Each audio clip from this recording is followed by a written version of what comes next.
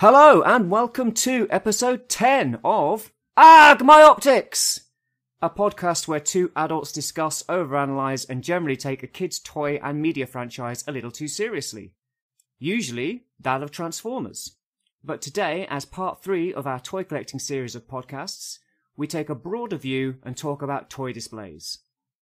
I am your recently turned mid-40s co-host, Orion and Ghia, and with me is my 20-something whippersnapper of a co-host, Virtual Dave. How are things with you, Virtual Dave? I'm good. Good stuff, nice to hear. So, as I mentioned, today we are going to talk about what is arguably the ultimate aim of toy collecting, the display. What good is collecting toys if you can't show them off? Many toy collectors put as much time, money and effort into displaying their toys as they do in collecting them. We buy shelves, cabinets, lights, dioramas, stands, risers. We put them behind glass. We amass various products to keep the figures in top condition. We find interesting ways to store our boxes and various accessories. We spend time arranging, rearranging, posing, reposing our figures to achieve that wow factor on the shelf. It's a constant battle, and it's often as important as the toys themselves. So, Dave, how important is displaying figures to you? Everything you've just said is so relatable. It's uncanny, especially over the last, I want to say, year or two. It's become very important to me because now I have a bit more space to display. Because for years it's just been a pipe dream of just I'm going to own my own house and then there's going to be a dedicated room for all of my crap and it will look amazing. Yeah. But I haven't got there yet, so slowly I've got spaces and designated spots to display the stuff, and it's getting there. Yeah. Sure. Yeah, I mean, when I started back as an adult collector, I just had I think it was just the top of a bookcase. I was just putting toys on there, you know, and slowly that top shelf of the bookcase is actually the bookcase I'm talking about is right here next to me. We're having some work done in my house, and therefore there's a lot of stuff kicking about. But yeah, just the top of this bookcase had my entire collection on it.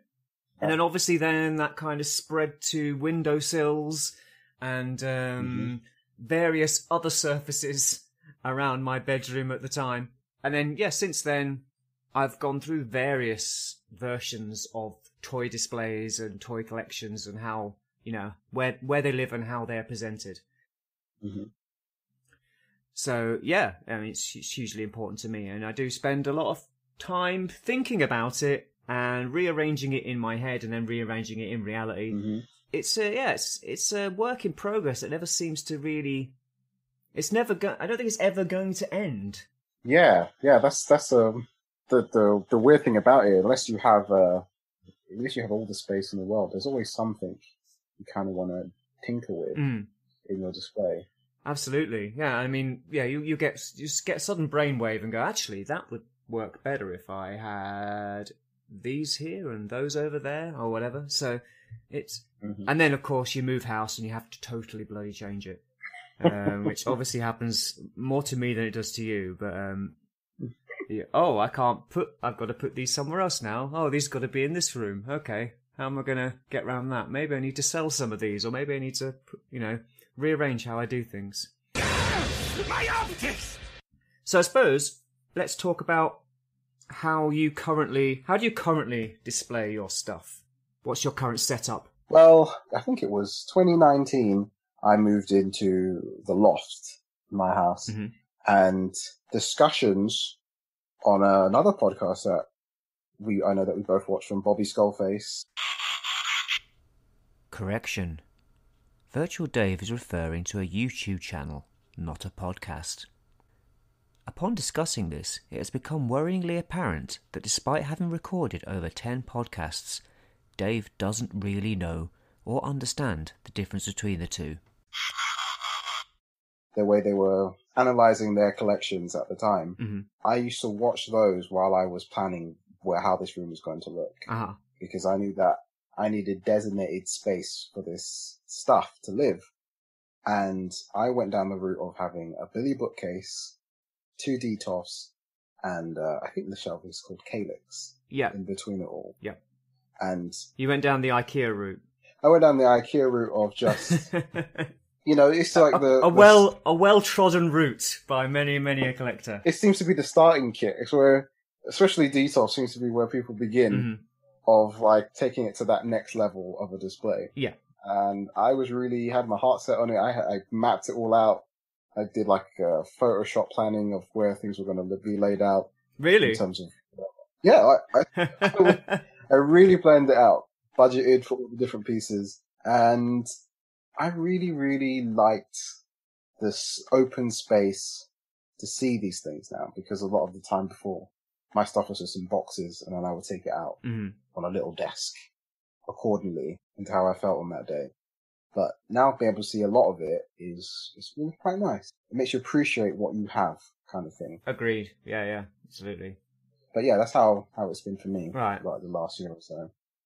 Well, I mean, it's not too dissimilar here. I recently moved in December. Where I was before, it was a bit of a rush job moving into that place, so I didn't really have any time to consider where my toys would be displayed. And I mean, it's an important consideration, but it's obviously not number one on the list of things that I think about when moving house. I mean, toys are a hobby for me, but they're not the be-all and end-all. But when we moved here, I was a little bit more considered about what space I was going to use, and I've got some really nice built-in shelving, and I've managed to kind of sort everything out quite nicely. And the room it's all in is a kind of shared room, so I have to consider that it's a shared space that it can't be dominated by all my toys. So it's got to kind of could be complementary. But I mean, as for what I do, I have like the one Detolf, and I've put that up on. I built myself a riser to put it on, so that it's not on the floor, so that the bottom shelf is more visible. For those people who don't know what the hell we're talking about when we keep saying Detolf, Detolf is like a glass cabinet, it's a kind of elongate. It's an oblong kind of cuboid glass cabinet, tall and thin, and it has like 4 shelves. It's from IKEA, and you'll have seen these things all over the bloody shop. You've seen it actually in shops. Yeah, they're in loads of shops. They're in charity shops, they're in vintage shops, they're in antique shops, all sorts, I mean, places selling vape gear, anywhere. Like, just walk down your local high street and you'll probably see a few of them in various shops. But anyway, they're very popular with toy collectors because they're an inexpensive glass case, which obviously keeps the dust off your toys, and it's a nice thing to display things in. Anyway, got one of those, and then I have a few shelves above the record player. And I kind of like to display it in various points around the room and not have it all kind of like all in the same place. So I'm quite happy with how things are looking. But I mean, I've been changing things up a lot since I moved in. I bought some better lighting. Pretty much all my toys are lit in some way, pretty much. And I have risers in the Detolf and some elsewhere. Use a lot of stands here and there if necessary, if I want them in a kind of like a, jumping, flying, leaping pose or whatever. But yeah, that's pretty much it. And I have quite a large comic collection, so I like to display some of my comic figures in front of the comics they are in. So that's pretty much what I've got. But it's definitely brought a lot of it to life. Lighting it up has really helped a lot. Makes a huge difference. It really does. It really does. Especially if you want to photograph it, not even like proper individual toy photography. Just taking a picture of the whole collection, I think it makes it look better. Oh yeah, sure. If it's lit. Yeah. I just think it makes it look better in reality. Yeah. I mean, often these shelves could be quite dark or quite dimly lit, and yeah, but if you've got these specific lights for them, it's really nice. I mean, sometimes it's a bit harsh. You don't want to have them on all the time, but it's nice to have that, I think. My optics! Is posing an important part of your display? It's gotten more and more important as the years have gone on. I think before I would have been happy just to have a handful of characters posed and the rest just there, in an A stance or something. But now I guess when the figures have more articulation and you can trust the stand you put it on to leave it there in this pose and it won't go flying off. Nice dramatic pose does help bring the shelf to life, I think. Yeah. Especially with the type of characters that I know that you and I are interested in, like superheroes or even Transformers, can do a nice action pose, especially the faster pieces. I think it's the most important thing. I think if you don't pose your toys, they look lifeless. They look kind of they look like toys, basically. You look like you've got a bunch of toys on your shelf. They're just there. I mean, and if you're someone who likes to play with your toys a lot, I understand that. If you're someone who likes to constantly pick them up, fiddle around with them, if they're Transformers, transform them, and then put them back, I totally understand that. But for me, I'm interested in the characters that the toys represent. So for me, it's important that they are in a pose that fits that character. Every single figure I have is posed. Every single one. Not one of them is just stood there in a stock A stance. They are all posed. If they're in an A stance, they're in an A stance for a reason. Because of that character. It's a good fit. They're all specifically posed for a reason. There's nothing is just plonked down on the shelf without any thought about what their pose is. Yeah, I think that is it's a big thing, especially like on the character. It really, yeah, like I was saying, it just brings it to life. It just makes it more than an action figure. Yeah. In a glass cabinet, you know. And it's also good for people who have no idea who that is. Mm-hmm. It makes it more striking as a display if they walk past it or something. Yeah, absolutely.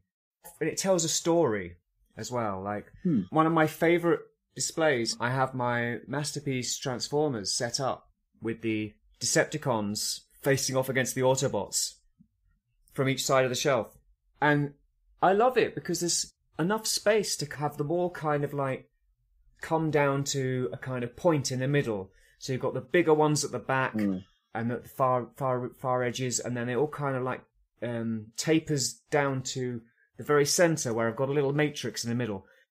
And it really works, and they all it looks like there's a standoff between the two sides, and there's lots of kind of action going on. And I've got Buzzsaw on a flight stand, and Ravage kind of pouncing across the shelf, and it looks good.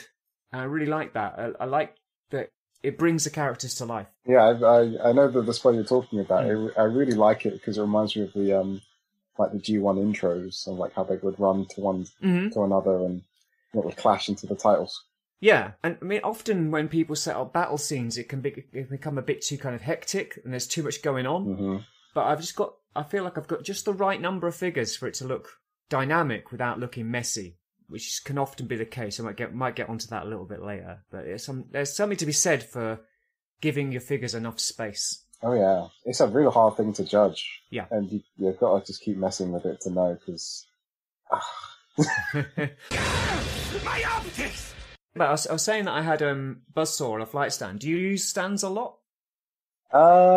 Yeah. I mean, I've only recently just got finally some decent stands. Mm-hmm. I've been using some very crap flight stands that I found on the internet for the last... Cheap ones off eBay or something? Some cheap ones, and they did the job, but they were not holding the weight in the way that I would feel comfortable leaving in a proper action pose. But recently I've got some Storm Collectible flight stands. Yeah. And they're doing the job. Like, nothing's going anywhere. Yeah. That's good. I mean, I use stands where necessary. I don't like to use stands and bases for, like, no reason. Mm-hmm. But, if a figure is unstable, or I want it in some kind of dramatic kind of pose, or a flying pose, or, jumping or leaping, obviously I'll use a stand. I'm just looking at my Detolf now. I've got at least 5 figures in there on stands, and they're mostly Spider-Men. Because Spider-Man leaps about all over the place. But yeah, and I do like if it's a flight stand or a stand for making your figure look like it's leaping, it has to be clear. I'm not into stands that are not clear. I find those rather annoying. They're distracting. It looks like Spider-Man or whoever has got a rod up his back. I mean, and I don't want that. I was trying to think if I have any, but the only one is the Sentinel stand, and I guess the masterpieces as well are not clear. But both those stands I do not like. The Masterpiece stand is one of the worst stands ever. It's absolute piece of bullshit. I'm surprised that you have that opinion on it, because I don't mind them at all. To be fair, I don't use them for what they're meant for, so that might be why. What do you use them for? A doorstop? And no, I don't use them as a stand per se. I use it more as like a prop for a scenery more than anything. I don't actually use it to stand them up. It's just something to like add to the display. Even the what is her name? Black Arachnia stand with the webbing. I don't use it with the Masterpiece. I use it with the Kingdom lot. Well, the webbing, I like the webbing. Yeah. The stand is one of the laziest stands anyone's ever produced. I mean, that whole connection system for that is. Well, I mean, it's the connection system's really bad, and also it's half of Dinobot's stand. Mm-hmm. Dinobot's stand is cast in that kind of dark grey, kind of almost kind of metal-y looking plastic, right? Mm-hmm. And then the other bit is from Masterpiece Tracks, which is it's a smooth black, so it doesn't even match. Well, I don't have the official, so I don't know how the color scheme holds up to that. You don't have the official. You don't have the official Black Arachnia. I have the official Black Arachnia, but not the Dinobot. No, but you have the official stand. Oh yeah. Yeah. So if you look at your official stand, if you look at the arm and you look at the base, then they're different coloured plastic. I hadn't noticed. There you go. Long time since I've looked at the stand that closely, to be fair. But basically, Takara Tomy pieced it together out of two existing stands. It's lazy. Well, I would agree with that. A lot of stands are, and a lot of time they're not fit for purpose. Yeah, and the actual Dinobot stand, it's like, why would I want an iron girder going up Dinobot's arse?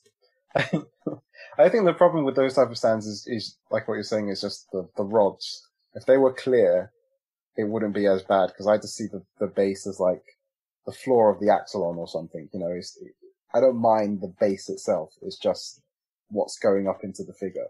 But the thing there is, yes, I do see your point there, but the floor of the axolon was not one colour. What? In Generation 1, yes, in Generation 1, the floor of the Nemesis was all purple. And in Generation 1, the floor of the Ark was all orange. But the floor of the Axolon was not a kind of grey plastic colour. So it's incongruous with the figure. The figure is beautifully painted, very show accurate, very, stunning. The stand, ugly. So even the base, ugly. An ugly piece of kind of square plastic that doesn't seem to suit the figure at all. The one that comes with Starscream is purple. Is mildly better. But at the same time, it's still a flight stand, and you've got a big purple girder holding up a plane. So the suspension of disbelief has gone. This plane is not flying, it's being held up by a purple girder. Oh, is that what the problem is then? Is it because you know it's there, and in fact anyone can see that the stand is there, it's kind of disbelieving that it's flying? Or jumping? Well, yeah, because it doesn't look like it's flying. It looks like it's got something shoved up its arse. I mean, I can agree with that. Yeah, I get that. It's not seamless. It definitely is jarring that connection is so visible. But but it doesn't bother me. I would just use something else. Yeah, I just think they could be less ugly, and also I would rather have the actual arms be made out of something transparent, so that I don't have to see it. So, like, the new HasLab Star Saber is going to have a clear stand like that. I think that would be better. Yes, absolutely. That would be better. Days after recording this, it has been revealed that the stand for Victory Saber is transparent, but in blue. Orion is less okay with this, but he isn't getting one, so he doesn't care. The original Masterpiece Starscream, MP3, that had a clear stand. Did it? The base was black and the armature was clear. Now, it didn't have any articulation. It was just a kind of triangular wedge of clear plastic. Okay. And you turned it one way to attach the robot mode, and then you turned it the other way to attach the plane. But that stand gave the illusion of Starscream flying better than the new one does. Because it's invisible or, clear. But I think we've spoken about the Masterpiece stand a bit too much now. It's a bit of a bugbear for me. But to go back to the point, I use stands, I use risers. Again, I use clear risers. I personally don't like the furniture of displaying my figures to detract from the figures or to distract you from the figures. I'm not really big on dioramas. I've seen some great ones, but for me, I want the focus to be on the figures, not on the surroundings of the But isn't that the magic touch to it? Like, it's got to be more like an accent than that you don't notice it. It adds to it without you noticing it. Yeah, and I've seen some really great dioramas, but for me, it's a lot of work. If you can make your own, it's a lot of work. And, I can do this sort of stuff. I'm quite handy with a paint pot and so on. So, but it's a lot of effort, and I quite like a kind of more kind of clean look myself. Listeners, I think Orion's being very modest, because if you've not seen his recent picture of the Flame Toys Rodimus, I think it's spectacular. Like, you can do That's very nice of you to say so. Do a great job with a paintbrush. Don't listen to this. I mean, there's some shortcuts there, and it may not look quite as nice as you think it looks in reality, but yeah, I can do it. I do all right for myself as far as that goes. But yeah, I mean, like I say, I could turn my hand to that sort of stuff, but I quite prefer kind of cleaner look. Yeah, I mean, I think I've gotten so used to having my figures in front of books, comics, manga books, just being a part of the real furniture in my house, that I don't kind of need dioramas in the same way. I like to add some sort of accent thing, like having a chair there for someone to sit on if he's a big imposing person. But that's about as much. That's it, really. Yeah. Unless when it gets into actual toy photography, then you kind of do need things there. Well, sometimes it depends what you're doing, but yeah. But I mean, you've seen my toy photography. It's really, again, I go for a simplistic kind of background, and then I try and just highlight the figure and its articulation. So I just get a good pose, take a photo of it, and it's on a grey background or whatever. I'm not big on kind of all that kind of. I mean, like I say, I've seen people do some fantastic stuff with dioramas and with bits of scenery and all sorts of stuff, but it's just not for me. That's not for me. Actually, I was just thinking, there are some exceptions to prove the rule as far as stands go. I do like some stands when that aren't invisible, as it were, if they make kind of sense within the story of the figure or the way in which the figure is depicted in the media. For example, I used to have Soul of Jigogin Soul of Jigogin. That's how you pronounce it. Soul of Jigogin. That's it. Soul of Jigogin Gunbuster. Oh yeah. And I had some Soul of Jigogin Avas from Evangelion. And the Gunbuster stand was it was basically the launch pad for the, because it turns into 2 space shuttles and then it turns into a robot. And the stand was the launch pad for both the space shuttles, and also when you stood the robot mode on the stand, you had little walkways, and you could have little guys standing on the walkways in front of the robot. That was fantastic because that worked because it played into the media. And the same goes for the Avas. They were the launching racks, in the show when they kind of shoot up those kind of underground corridors. They shoot up out of the floor into Neo Tokyo, and they have those kind of gun racks on the side and so on. And everything's there. All their weaponry's got a place to go. That's good because it works within the context of the toy. It's when for me it's when it detracts from the reality in inverted commas, because I know it's not reality, but when it detracts from the character and trying to make it look as realistic as possible, as again inverted commas. I know exactly what you mean, because there's those. I did get one of those stands, but it didn't have all the little ramps and the little walkways for people. But it was like for a Gundam background thing, and it works. It does. It almost adds like a scale to these giant robots, if anything. Exactly. It's yeah. it's really nice. It's a nice thing to add to the shelf. Yeah, it's really good. Yeah, it gives you a sense of scale, and it works within the context of the fiction. My optics! I was saying about Gunbuster, I said it didn't really fit in my collection. Another important thing to me is that every individual shelf has a theme, and nobody on that shelf breaks with that theme. So I have a Spider-Man shelf. It has Spider-Man on it. It has Spider-Man characters on it. You wouldn't find a Batman on that shelf. That would never happen. I have a G1 Masterpiece shelf. You would not find Optimus Primal on there. It's very important that they all have their separate areas, for me anyway. If it's not canon, or at least head canon, it doesn't work for me.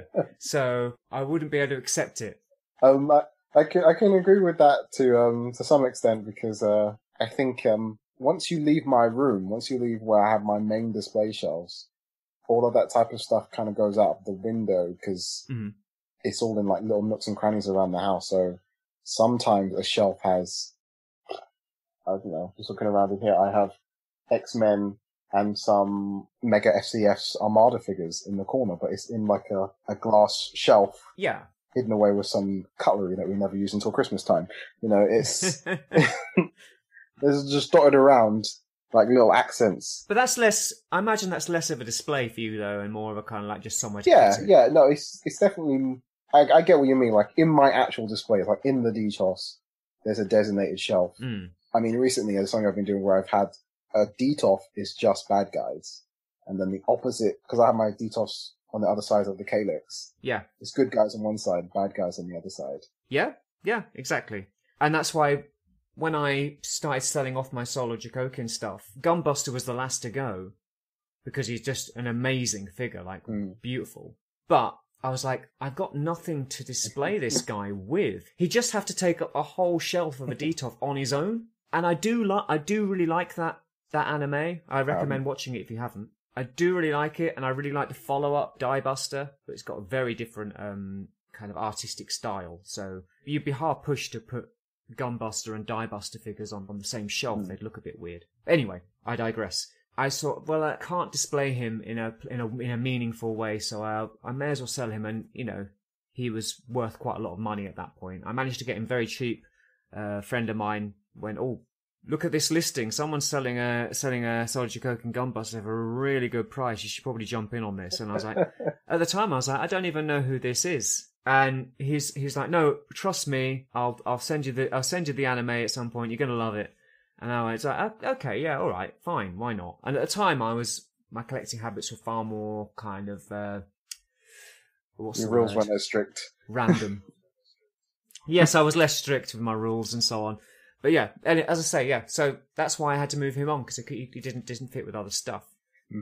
So there you go. My optics! So, how about displaying in alt mode? Talking about Transformers here. How do you feel, Virtual Dave? How do you feel about displaying your stuff in alt mode? Well, we've talked about it before. Like, I think it's borderline difficult / almost crazy to do so if you want to display masterpieces in alt mode. Like, I think it's...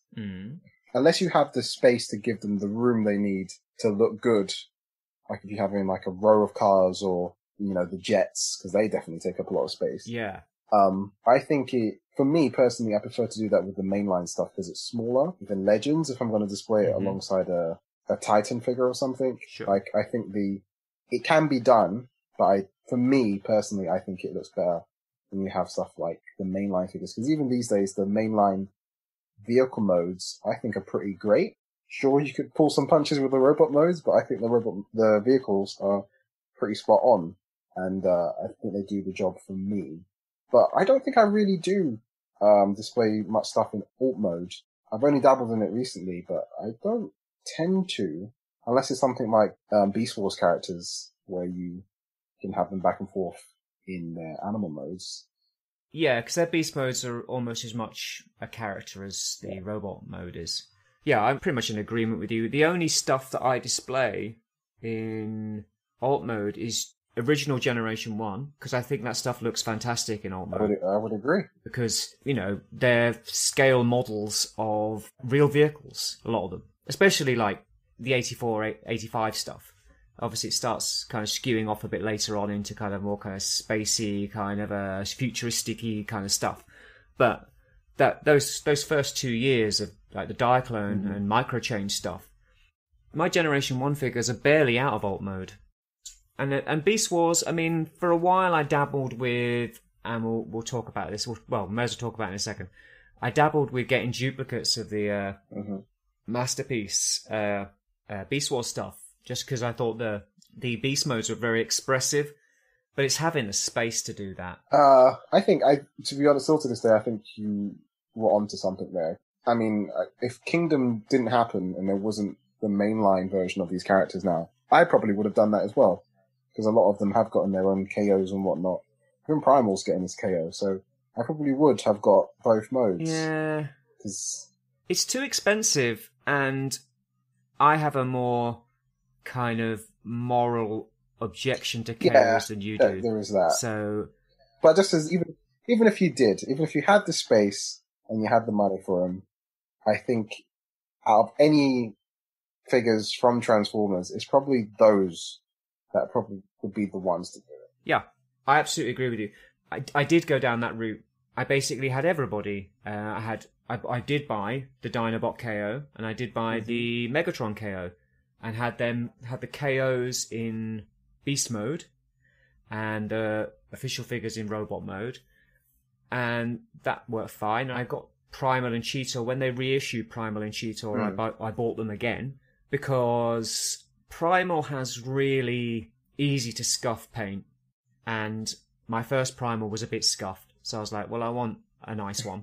And Cheetor, my first Cheetor, I managed to snap a tab on him, transforming him, and he has a hairline fracture on part of his gun. These are all kind of known issues that you get with Cheetor, and again, because they were cheaper Masterpieces, and when they reissue Masterpieces, they keep the prices the same as they were when they came out. They don't bump them up or anything. So I was like, well, it's worth paying another 60 quid for another Primal. And if Primal came out tomorrow, it wouldn't be 60 quid. Oh God, no. Or 80 quid no. or whatever it was I paid for him. It'd be well over 100 or something. Again, days after recording this, it was announced that MP Optimus Primal is getting a re-release / reissue, and he's over £100. It was worth it, but now with the way the prices are going, I wouldn't buy a second Tigatron. I mean, Megatron's very expensive as well, which is why I went for the KO. But KO, some of the colours on the KO are a bit iffy. All that stuff doesn't bother me at all. It's just for the display at that point, because it's yeah, and it looked good. It looked great having Robot mode and Beast mode display. It did. I remember your display. Yeah. It was really good. Yeah. Yeah, no, I liked it, but again, you're basically doubling how much space those characters take up. So you're then taking space away from something else. Because, we both live in the UK. Yep. You live in London, for God's sake. Space is at a premium. It's true. So you have to really kind of justify that use of space. And if you're going, well, it's basically the same figure again in another place, then maybe you need to kind of look at yourself and make some decisions, make some hard choices.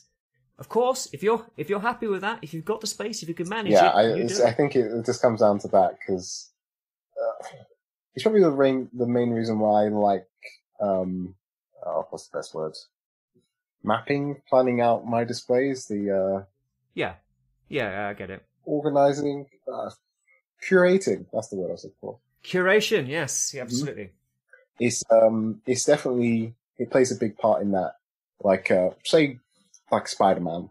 It's a nice example. There are many different versions of Spider-Man. There are many different figures of Spider-Man. Even if you say you want your movie Spider-Man to be on the same shelf as your comics. No. That's the thing. So, like, you kind of need to have that separate if you like, I don't know, Sam Raimi, Andrew Garfield, all of those different Spider-Man versions versus even all the different comic books. There's loads of different versions absolutely. of Spider-Man. Yes. would you have them all on the same shelf? Or would you want to say, this is 90s, this is what I remember from my childhood, this is the cartoon? I would absolutely never in a million years put live action movie stuff on the same shelf as comic stuff. Mm-hmm. But I don't mind mixing up various comic stuff. Okay. That's fine. Because for me, it's comic book Spider-Man, and as someone who grew up reading comics, I'm used to the artists changing regularly and the way that the characters look changing regularly. So if I were to just go, oh, well, this shelf can only have Todd McFarlane depictions of Spider-Man on, I'm going to have to get a lot of different Spider-Man shelves. So I'm all right with that. Like, for instance, I have my comic book Spider-Man on the same shelf as my Into the Spider-Verse Spider-Man. And I'm all right with that. But, I mean, I don't collect live-action movie stuff anyway, but if I did, it definitely wouldn't go on the same shelf. Yeah, like that makes sense to me because the aesthetic is, so indifferent because of how Spider-Verse is such a love letter to them. Those days of Spider-Man, so it works pretty well. And eventually my Spider-Verse collection might grow large enough that it warrants its own shelf, and then I'll have to swap things around. But for now, I've just got 2 Into the Spider-Verse figures, and then I've got 3 comic book figures all on the same shelf. But eventually, that might change. Like, for instance, when they bring out Penny Parker and Spider, or SPDR, that's probably going to be the centerpiece, because he's the large robot. And then maybe I'll have to shuffle the comic book stuff onto some other shelf somewhere or something like that. My optics! But, I mean, that feeds into something else I wanted to mention, which is use of space and overcrowding. I've done it before. I filled a Detolf shelf with like 10, 15 Masterpiece figures before. And I would never do that now. Every figure has to have enough space, enough negative space around it so that you can see that figure and it's not surrounded by other guys obscuring your view of it. So it can breathe and just, you can take it in. Yeah. Yeah. I don't know about you. How do you feel about overcrowding or just packing things in a bit? Well, it's difficult because these details in general are not really the right dimensions for most Transformers anyway. Or action figures in general, really. Or action figures in general. Like, it's...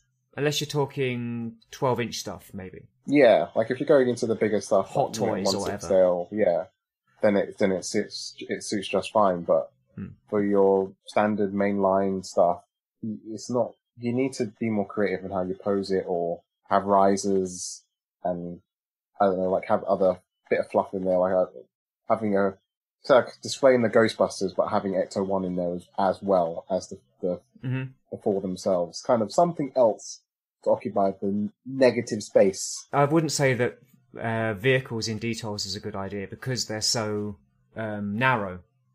Like, vehicles are long and thin. Right. But yeah, I know what you mean. I get what you mean. Yeah, I think risers and stands really help in that space. Because it's got a lot of vertical space and not so much it's got the same amount of vertical and horizontal space. It's a square, but if your figures are all stood on the ground and they're only 6-inch tall, you've got this sea of guys, and then you've got this great big empty space above them, chunk of space above them with nothing in it.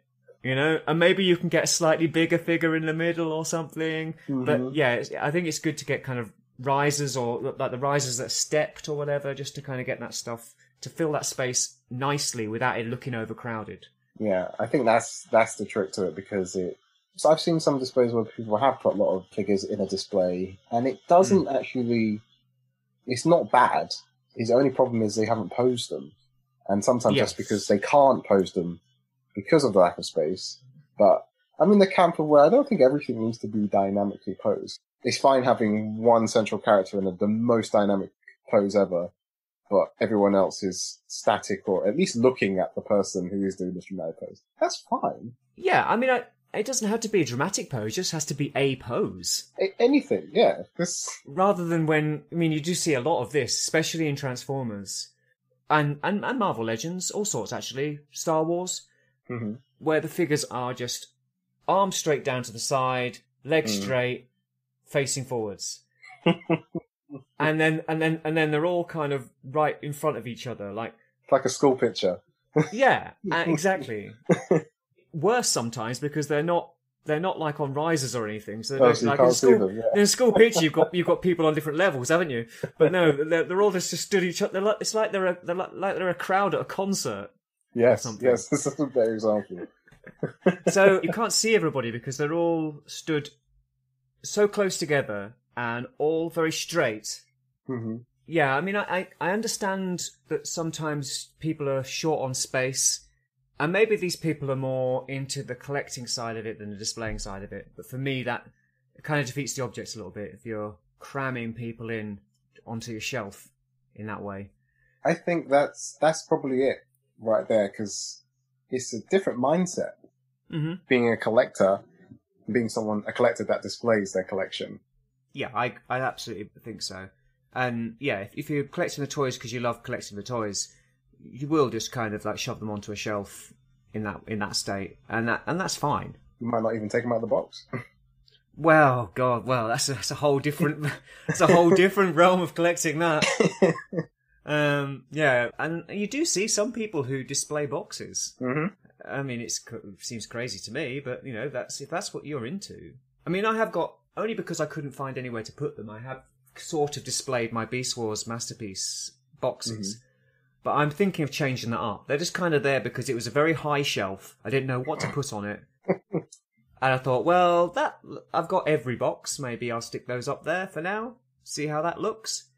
But yeah, I'm not really a box displayer generally. The only boxes I would say that are really on display are my Power Ranger ones, because I really like, I believe it's Tom Whaling is the artist name, mm-hmm. All the artwork on the boxes. I really love them. All right. And if they just did posters of them, I probably wouldn't keep the boxes, but they don't. So I've got them in between detops and stuff just to be an accent and that. Okay. Yeah. Well, I mean, a lot of people who collect Masterpiece or the G1 book style reissues. Oh yeah. They look good on a shelf because the boxes are consistent. They've got the same style on the spines all the way through and so on, and you can stack them all up on a shelf and it looks quite nice. Mm-hmm. I don't know if it's a great use of space because it is just empty boxes, or unless you've got your toys still in there. But I do quite appreciate that. I did really like the packaging on those G1 box reissues. I've got Megatron and Soundwave, but I know I have got a friend who bought them all, and I don't think he opened them, and he might still have them all, to be honest. I think, is that the one that would open with like a flap when you open it? Yeah? Yes. Yeah, okay. Yeah. Yeah, Megatron was a double one. He was two boxes together that opened up in the middle. Because he'd have all the accessories. The gun was on one side, and the scope and the what do you call it? Stock was in the other side. But yeah, they're really nice boxes. So yeah, sometimes a box display can work, I think, especially if it's like on a shelf, almost like a bookcase kind of situation. I think it only can work well if you just collect one thing. Like if you just Transformers, that's fine. Or when you're dipping your toes in other stuff. Yeah, unless you've got different shelves for different collections or something. But yeah, I know what you mean. Yeah, it's not something I do much. My optics! One thing I wanted to talk about was, and you mentioned this word earlier, curating your collection. I think it's as important what you have on display as to what you don't have on display. And how you choose what is and isn't on display, I think, is important. Mm-hmm.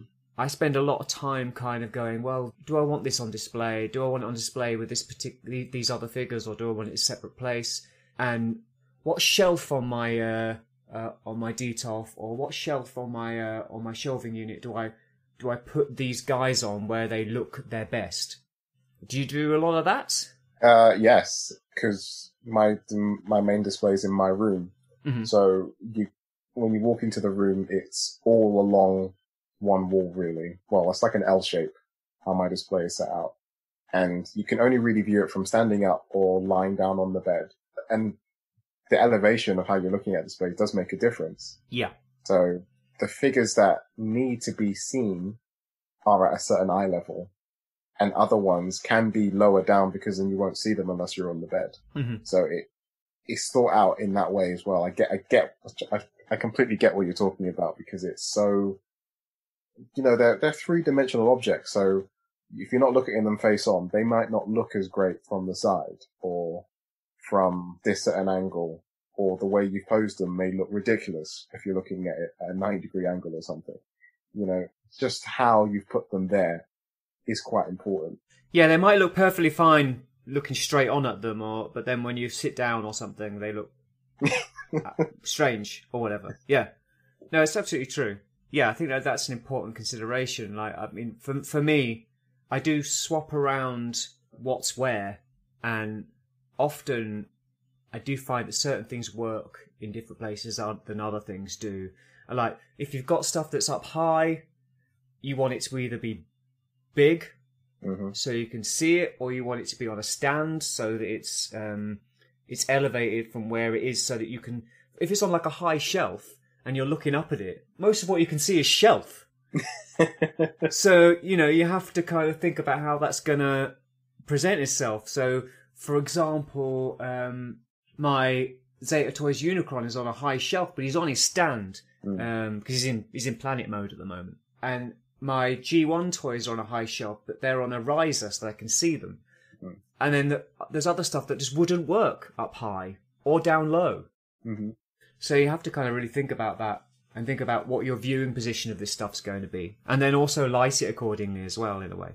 I think it became much more of an issue when I moved into my new room, because the height of the wall and the loft is lower, so not a lot of things could go on top of shelves, or could go. Well, I found a way of putting stuff on DTOS, but it's a lot closer to the ceiling than it would be in a regular room. So... I did notice this. We're going to talk a little bit about each other's collections in a short while, but I did notice that your DTOS are on the floor, and the space above it is barely enough for a Titan class, isn't it? It's just about. I can only fit about half of the Titans I have up there. It's not. Yeah. It's tight. It's very close. It's very tight. Yeah. So that has to be put in consideration as well. Like absolutely, yeah. Because a lot of good DTOF displays do have them up on something like a small Calyx block or something to really put them at a different eye level. Well, like I said, I got 4 Billy shelves. I had one of those skinny Billies for a while, and when we moved in here, there was nowhere for it to go. There was plenty of built-in shelving here anyway, so we used that for a lot of our books and so on. So we got rid of the Billies. I sold them on Facebook or whatever, and I sold them without the shelves. I just went, "Here's a Billy. I'm keeping some of the I'm keeping some of the shelves," and I screwed them together and made a kind of cube out of Billy shelves, which my DTOF now sits on. And it improves it no end, because it does make a difference. that bottom shelf being on the floor, you never see it properly. It's a real problem. And like they used to be on the floor for years, but it's improved it a lot, because all of a sudden I'm not. It always used to be the case where I'd be like, "What poor saps get to be on the bottom shelf because they're gonna look rubbish." Yes, it is quite the vein of my DTOF displays at the moment. It's that height. It's either I bring them up or I lose the space on top. So yeah, it's a trade-off, isn't it? My optics. I apply a Merikondo kind of or Quando. Merikondo, I think her name is. Anyway, it was the Give You Joy lady. Yes, I apply that to my entire collection. Like, does it spark joy? And if it doesn't, it's out of here. I'm very mercenary in that sense. What's annoying me now is that everything does. So, like, I keep occasionally going, I really want to kind of reduce things down a little bit, to make things a bit more kind of compact, a bit more manageable. But I like everything I've got now. So it's very difficult to find those things that I can prune. Which means I shouldn't. Yeah, you should be at a happy medium now. It should be... Yes, but I only have so much space. And, we all have pre-orders coming. Yes. So, there's got to be... Something's got to give somewhere along the way. But I do that. And that's what... I mean, we spoke about this in part 1 of our toy collecting thing. I have some fairly strict rules. And I try to adhere to them. And it helps me keep it manageable. Like, one version of each character in a particular scale, all that kind of stuff. Mm-hmm. So, for example, both of us recently got the Sentinel Spider-Verse Miles. Mm-hmm. That replaced Mathex Miles for me. Mathex Miles is gone. I've sold him. We went in the post a couple of weeks ago. You've still got both, I imagine. I've still got mine, but it's... Yeah. I mean, after that arm came off, I was like, well, maybe Orion was right. The arm came off on Mathex, didn't it? It did, yeah. But I knew that the joints on him, we knew that he was very thin and flimsy and whatnot, so it was only a matter of time. But it's, I'm getting to that point now, because like you're saying, pre-orders are coming. Mm-hmm. There's stuff that's here, but is everything here need to be here? Mm-hmm.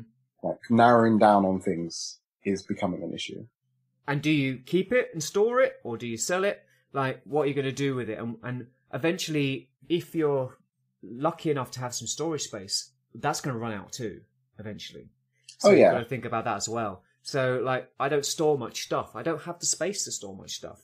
That's going to be an issue as well. So you have to kind of, like, try and, curation. It's pruning and kind of just, going, well, maybe I don't need this now, and, maybe I'll sell it on, or, I mean, I could always... If I change my mind, I can always come back and get it later. Yeah, there are some things that are so old, or they've lived in a storage box for so long, there's no point in keeping it. But at the same time, there are other things where they don't live on display shelves. Like a lot of things I do keep in boxes when I'm not got them out. Like Nendoroids or Figma, stuff that have lots of bits and pieces that I don't necessarily... I think the bits and pieces are so fragile to even put in a little bag or in a box. They have to be somewhere where they're not going to scratch or whatever. Yeah. So you have figures that are not for display? Yeah.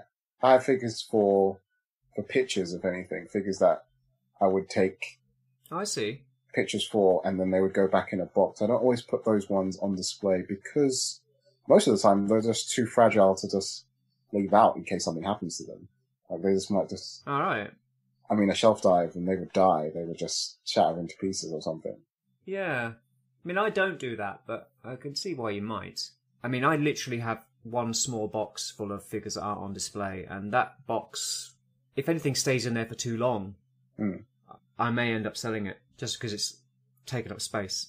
I guess it's also because the stuff that it's hard to do a display of as well. Like, it's a good example is that recent Ghia figure I got from Figma. Mm-hmm. It's a great figure, but it's small, and it's one thing from that specific show, and he doesn't belong on anyone else's shelf. Like, he just...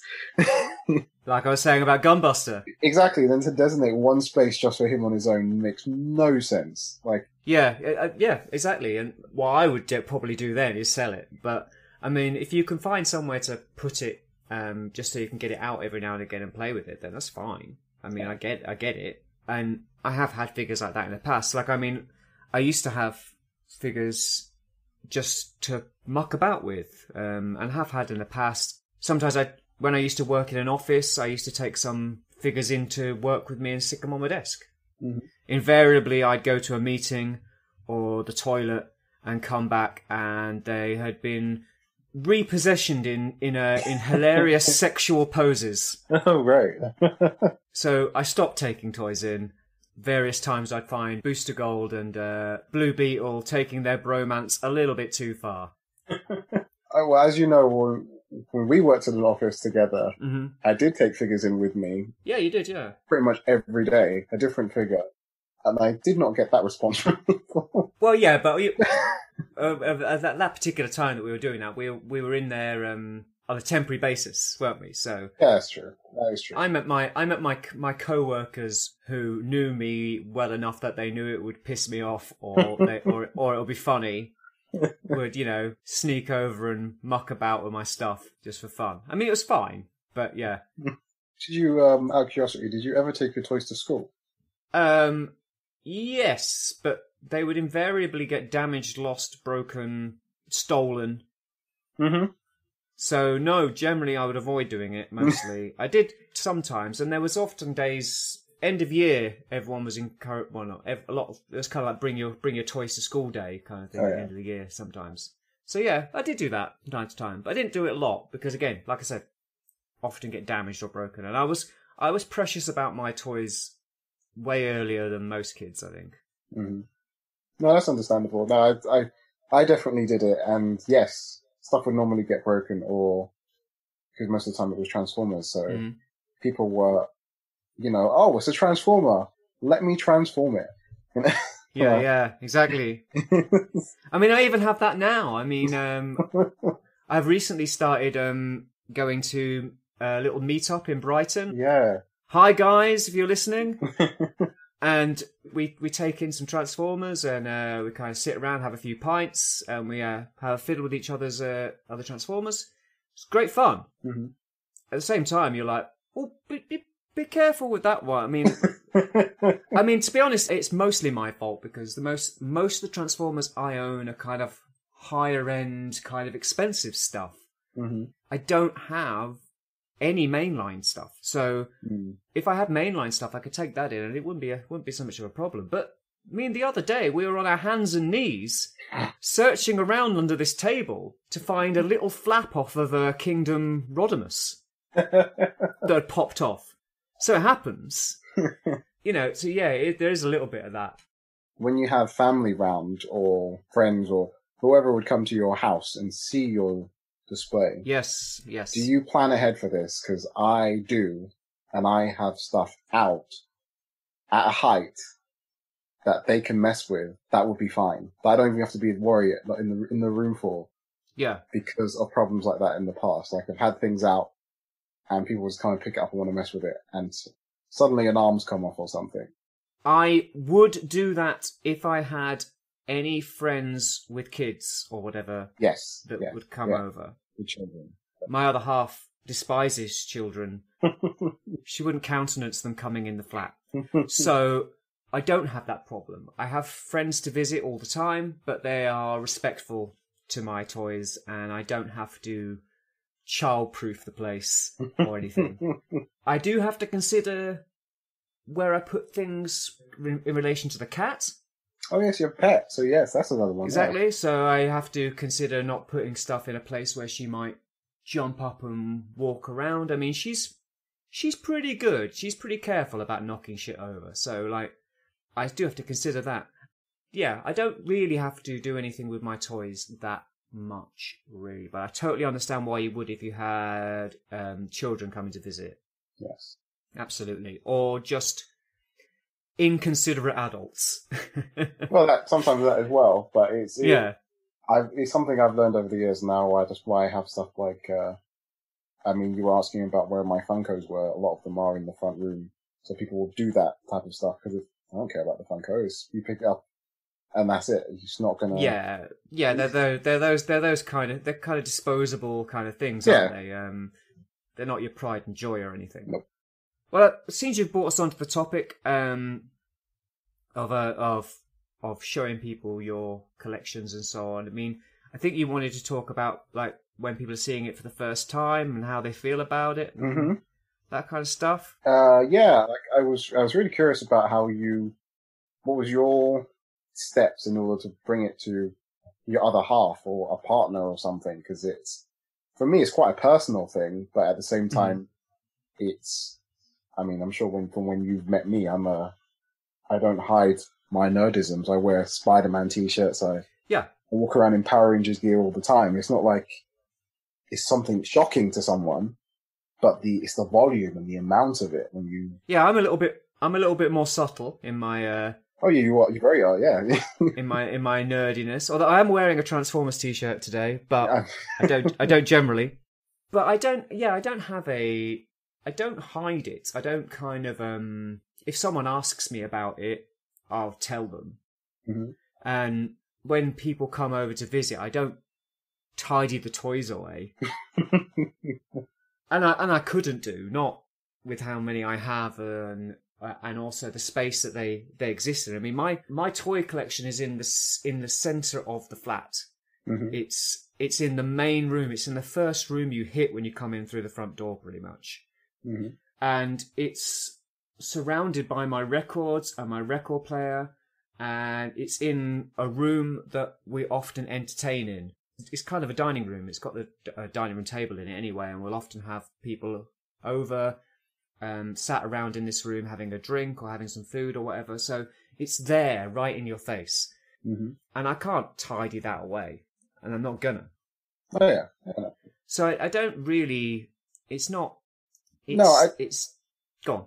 I was going to say, it's not so much the hiding, it's more just preparing the individual who's about to see it. Like, so like a word of warning, is there... No.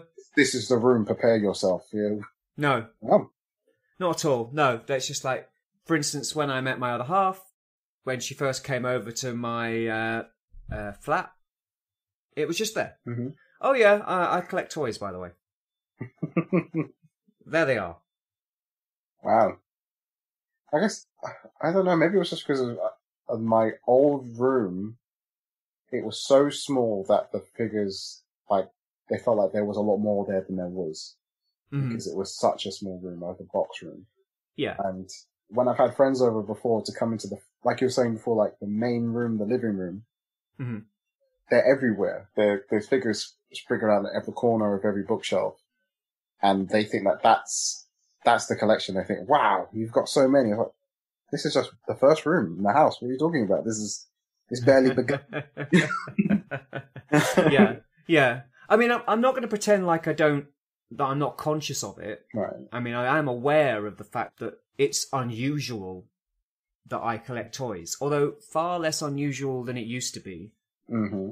I think one thing that's happened in recent time is that this kind of behaviour has become more commonplace. It's more cool to be a geek than it was.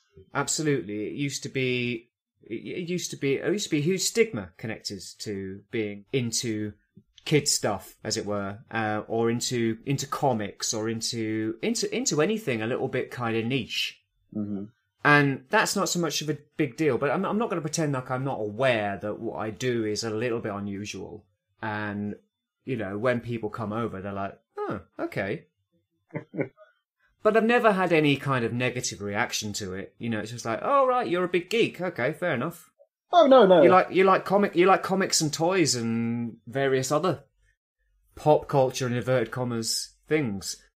But, I mean, to be honest, I've never really cared too much about what people think about it. I mean, yeah, I was always a bit of a strange kid, always a bit unpopular a bit of a nerd. So it's never been an issue. Okay. No, it's interesting because my other half now, I know when she first saw the collection, she was really taken back because surprisingly, she thought that she knew I was a nerd and she knew I was proper. I think the first time we met, I was wearing one of my Power Ranger tops and I had my Power Rangers communicator, as I commonly do. And she thought that was kind of like, oh, okay, maybe he's just like does cosplay or something. Like he's that type of person who's into niche stuff. But she didn't know the extent of it until she saw the rest of the collection. And it was. I mean, cosplay is pretty niche. Well, I mean, that's already going pretty far. Oh, maybe he's into cosplay. But yeah, no, I get it, but yeah. I think she thought that because she's also into cosplay, so she thought, oh, great, he's into cosplay. Yeah, I was gonna qualify it with the fact that she is a bit of a nerd herself, so you know, it's a bit more of aware of nerdy behaviours. Yeah, it was more, oh great, it's a good thing, than oh great, I need to run away. It was yeah. When we have workmen over to do work or whatever, or people coming in to install the internet or whatever, sometimes you'll get them kind of comment on stuff. You know, they're looking at MP1 on the shelf and going, I had that when I was a kid. And you're like, no, you didn't. you had this little guy here. But yeah, it is fun. It is kind of interesting when people kind of see it for the first time. Especially if you get like a positive reaction. That's always nice. Oh yeah. Like people just go, these are really cool. And that's always fun. And like you know, sometimes I'll get a G1 toy down just for someone to have a play with and transform. Usually it's G1 because the G1 stuff's simple and easy to... Oh yeah, it's very intuitive, the G1 stuff. Yeah, if I had mainline stuff, I'd do it with mainline stuff, but I don't have any. Not anymore. It's a nice bond you can have with people. I think it's, like you say, like the nostalgia of what they had as a child or what they remember their brother or sister or whatever had, or it could... I mean, in fact, even the way that me and you met, our just conversation of Transformers, how horrible the movies are and how much we love the toys, and you know how it all kind of just splintered from that. There's just those type of conversations. I think it's quite nice. Yeah, I agree, and there's a lot to love about this stuff. And like I was saying before, it's far more accepted now as well. My optics. So I suppose before we get into the collection critique, there's a couple of other things that we haven't gone over, and it's kind of the nuts and bolts of displays and collecting. What do you do with all your accessories, and what about dusting and maintenance of your display? Well, for accessories, most things I try to either say like mainline stuff, like a Marvel Legend would come with extra hands and then maybe an extra head and some effect pieces or whatnot. I'd put those in a little bag, like a sandwich bag or something, zip them and put them in a box, pile them all in together. That's where most things go. Stuff that can go in something like that. When it comes to the more expensive stuff, like maybe the masterpieces or stuff like that, I would normally be keeping their box. So therefore that stuff lives in the box. All right. And probably does not come out of the box. And then there was a handful of figures that I have about a lot, or I take pictures of a lot. So the accessories are just around. It's like on top of the DTOF. I have like a Transformers mug I got for Christmas a few years ago. I put all the little accessories like that in the mug. Right. That's where most of the accessories go. And as for dusting, I do that quite frequently. I would say at least once a month, if not every 2 months, because I change the displays around so often. I normally do it at the same time. Yeah, I mean, mine are a bit dusty at the moment because of all the work that was done. There was a lot of brick dust and so on flying around, and I'm waiting till I've got all the decorating done to dust, because there's no point doing it now. But yeah, I mean, accessory storage, I have a little kind of fishing tackle or toolbox thing. I found it. I'm very good at picking stuff up that's been left out for people to take away. When people just leave things next to the bins, or they leave them on the street, on walls, and they say, "Please take." I do a lot of that, and so I've got these things that I think the person who previously had them was using it for making bracelets and stuff. It had loads of kind of like stuff for making beaded bracelets and charm bracelets, that kind of stuff. And I just went, right, well, I should dump all this stuff that's in it out and take the box. So I have that, and I shove all my accessories in there. I'll often stick accessories that go for the same figures in a baggie. For example, I've got all the faceplates for all of the MP Masterpiece figures, all the faceplates for them. They're all in the same bag. Wow. So I can pull them out and change everybody's facial expressions if I want to. I don't leave a lot of accessories in boxes because my boxes are stored in a space above the door to the front room, and I have to get up on a step ladder to get to them. That makes sense. That makes sense then, because they're difficult to get to. So all my boxes are out of the way, out of sight, and it takes a bit of effort to get to them. And the only time I'll ever leave accessories in the box is if it's an accessory that I know I will never use. Like Masterpiece Starscream comes with a little claw and a piece of crap that goes in that. I'm like, I'm never using that. So that's probably still in the box. You telling me that wasn't your favourite G1 episode that you need to... I don't even know what G1 episode that's from. I couldn't even tell you. I think it's called Countdown to Doom or something. I do know the episode.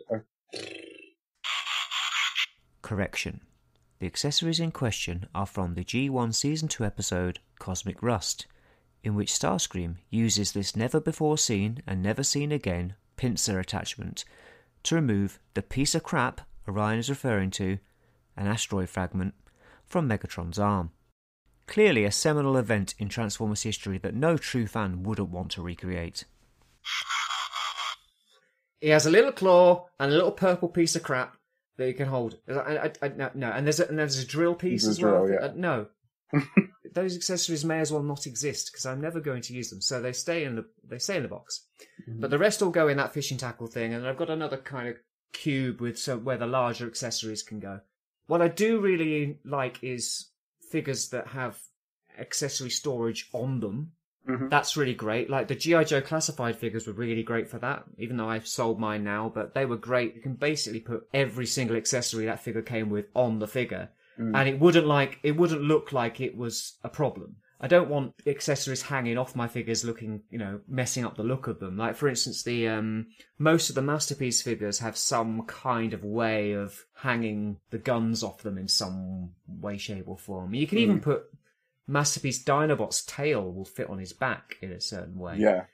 But I wouldn't do that because it looks ugly. But if I can store an accessory on their belt or in a backpack or whatever they're carrying, then that's great because it means I don't have to store it away, and it means I won't lose it. Mm-hmm. Some of these accessories are so small and difficult to track down. It's a real worry just losing them. I mean, the shoelaces on that Sentinel Miles. Yeah. Why?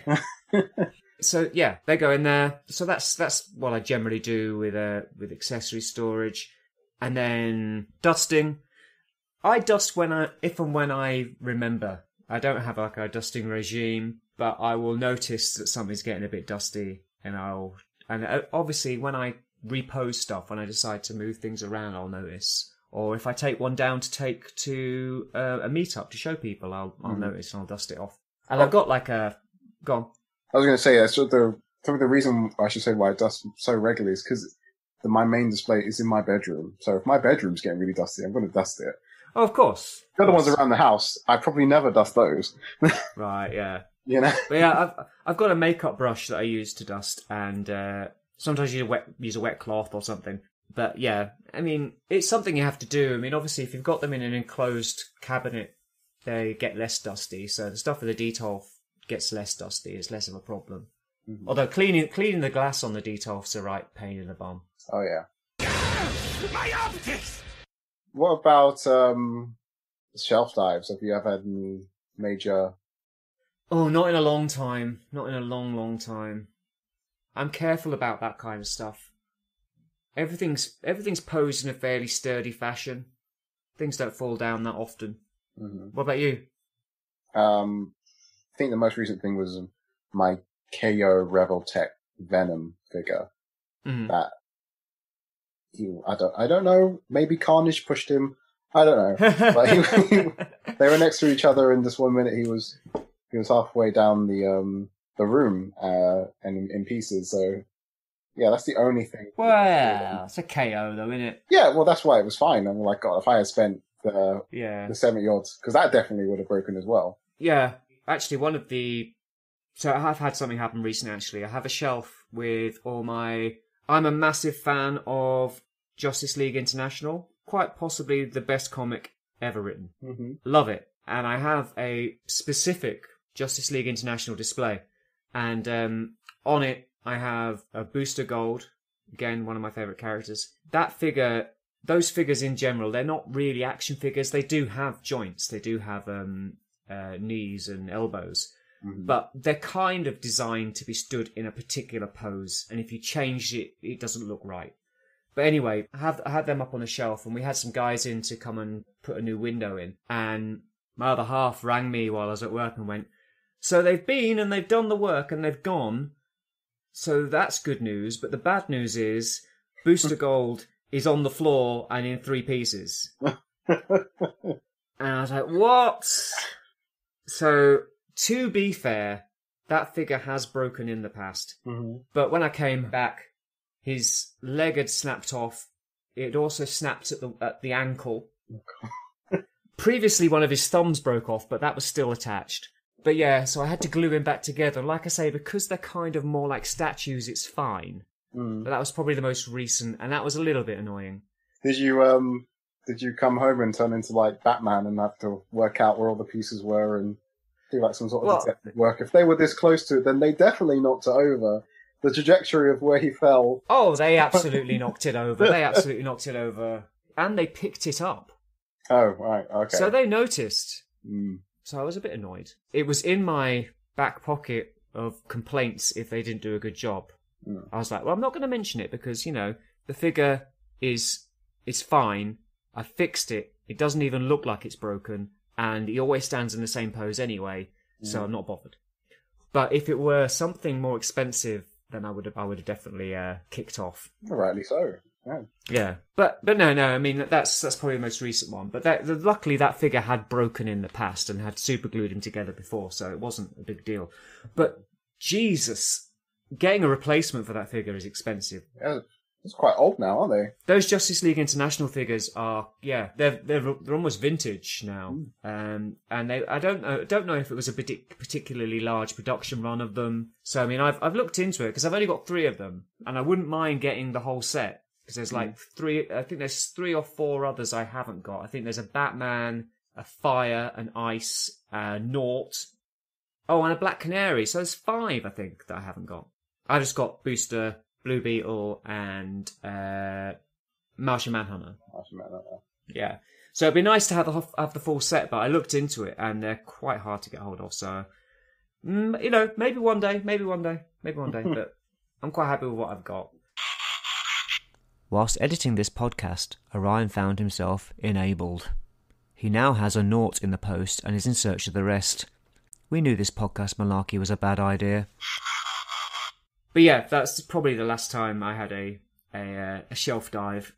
Because I'm careful with everything else, or I'm careful in general. I don't put people in precarious poses if they're on a shelf where they could fall off. Like, I can put them in a more precarious pose in a detolf, because there's a front on it, so the furthest they've got to fall is maybe to the shelf below if they manage to slide down the back or something, but you know, they're all right. But yeah, on a high shelf I have to be careful. It's just such a worry for me because, like I said, like this space I have is my bedroom. So say if my Zeta Unicron decided to just fly off one day, that detolf would shatter where I am. You know, it's not. Oh yes, yeah. No, I get it. And it has happened. I've seen people on forums. I've seen people. Yeah. It's just a bit of a concern, I guess. And things do just kind of teeter, and that, like, you know, I mean, we may as well just briefly mention the hot topic of the moment, which is HasLab's Sentinel. Oh yes, with its unratcheted knees. Jesus, I would be so scared. What the heck are they thinking? I'm glad I don't collect Marvel Legends because that would be a real concern. My optics! Okay, let's do collection critique. Okay. I thought it would be a little bit of fun if Dave and myself sent each other most recent pictures of our collections so we could both have a good look at them and then we can say what we like about them. So I've got my notes here, but I think I'll let you go first, Dave. Would you like to go first? Yeah, I mean, the way that you've sent me your pictures, I get to see the whole timeline of your. Yes, you've got my entire toy collection since 2007, I think. Well, no, earlier than that, 2003, something like that. Mm-hmm. But it's only the last 20 or so pictures that would be recent. Yeah. No, I know what your display looks like now, but it's definitely changed a lot, and your displays at the moment, I like, but I like in a way that it's because I know you. Like, it makes so much sense that they're displayed this way. But the way you've got, say, your detail with the Batman and the Spider-Man, and then what you were talking about before with your Transformers shelf, all coming together, it speaks volume to you, as in, I know what you like. And yeah. I think, like, to be fair, I think my favourite thing in your collection pictures is the DC stuff, and how you've put your Beast Wars guys. So, do you mean the DC stuff as in, what, Batman or Justice League, or...? The Justice League stuff. I really like this little setup you've got here with the comic books and the guy in front of it. Yeah, I'm probably most proud of that, to be honest. And it was really just thrown together, that. Just when we moved in here, we had this little shelf, and I was like, what are we going to put on this little shelf? Oh, there's a picture hook here. I've got a Justice League comic in a frame. I'll put that up. And then we went from there. Yeah, I really like it. The Darius in front of Unicron as well, I think is a pretty good way of displaying them. Oh yeah. Together. So this is the New Age Legends Galvatron. Yeah. I haven't stomached the transformation yet. I'll have to do that at some point. Yeah, well, you see, I mean, you've got Darius in your display, which I will talk about in a bit as well. But yeah, all right. So yeah, and the Beast Wars stuff, you like that as well? That's cool. Yeah, I mean, even though, I don't know how it's changed now, but I like this picture you've got of Megatron and Black Arachnia with Quackles as well in there. Well, you gave me Quackles, didn't you? Oh no, was it you? Yeah, I did, yeah. Yeah. He kind of fits the bill as a rubber ducky. I mean, they're not there anymore because I had to move them, but they will return to that point. But I think that spider's web that goes with. Well, I was talking about this before actually. I was talking about how you choose where you position stuff, and I think having those two, Megatron and Black Arachnia, on the top of my Detolf means that I can put that stand behind her with the web, but I can't see the stand. Yes. So it's perfect. I can just see the web. It displays better that way. And it also elevates her slightly because she's stood on the base, whereas he's not. So she's elevated slightly, so you can see more of her from that high position. So, any negatives or critiques of my collection? Not really. I think the one with the Spider-Man, I don't know how you've got them now, because I don't see Peter in this picture. I think that probably needed something else in there with them, but it's because it works for the Batman, because the way his cape takes up the space, it's like we were talking about before, like, there needs to be something else in that negative space. I agree.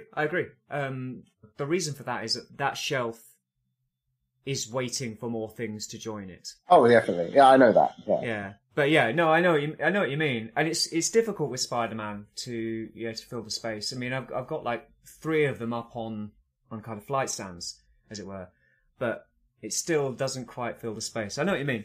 I think need to go on. No, go ahead. No, I was going to say, I think what I would do. I mean, I know you probably wouldn't do this because it wouldn't make a whole lot of sense. I would pinch Black Arachnia's spiderweb and put it in there. Really? Yeah, and just put it in with them. That's what I would do. I don't know if you would want to experiment with that, but I get it, but that would break some of my rules. No. I get it though. I mean, it's not a bad idea.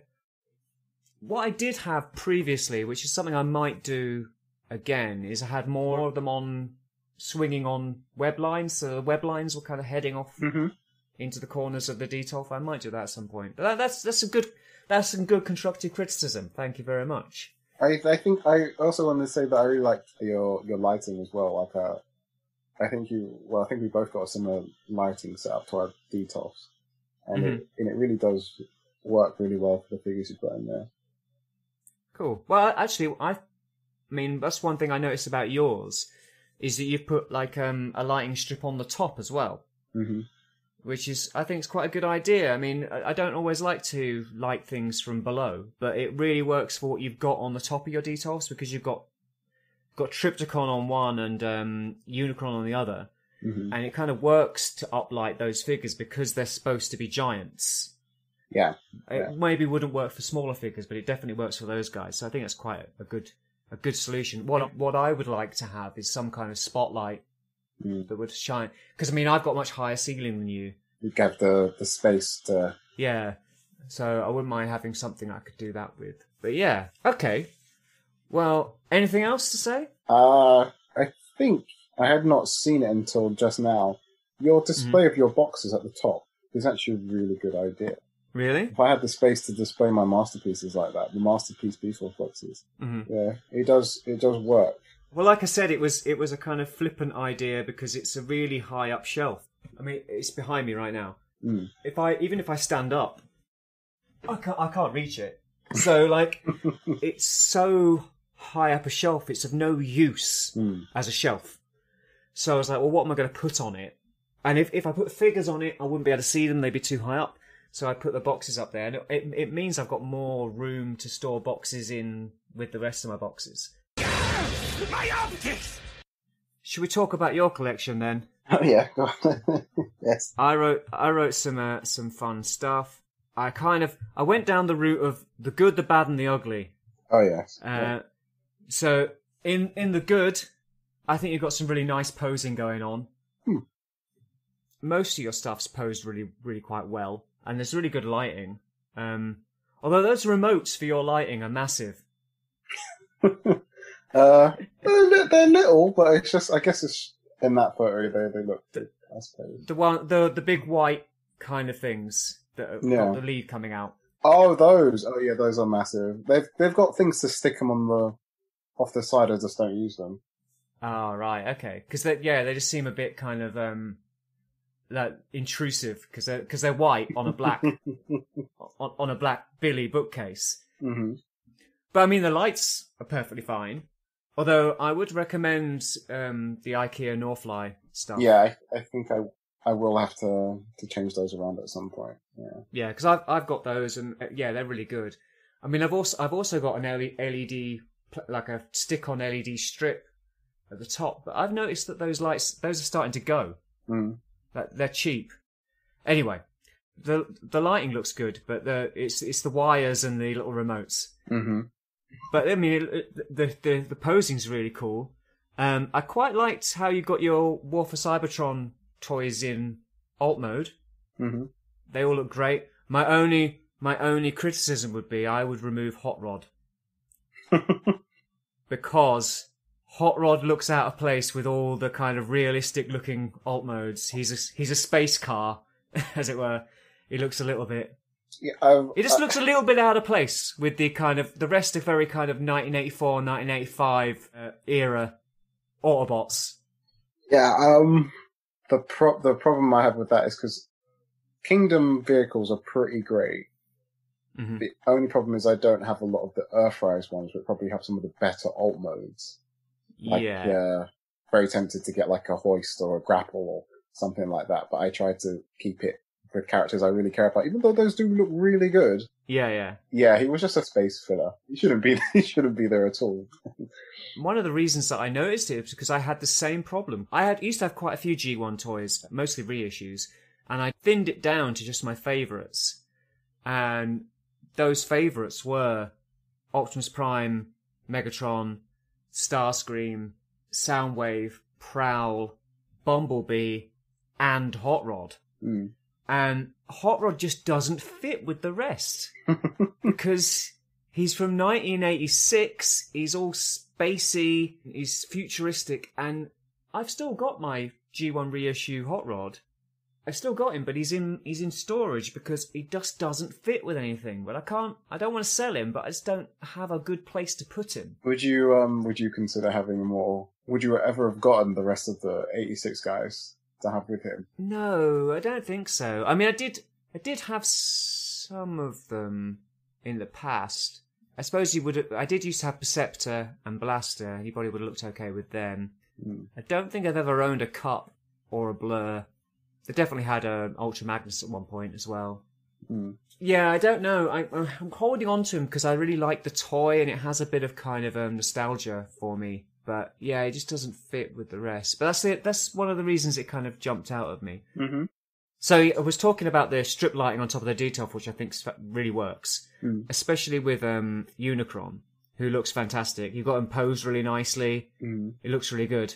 It makes me want to transform mine back from planet mode at some point. However, the little dude in front, that would look so much better if that was like Studio Series Hot Rod.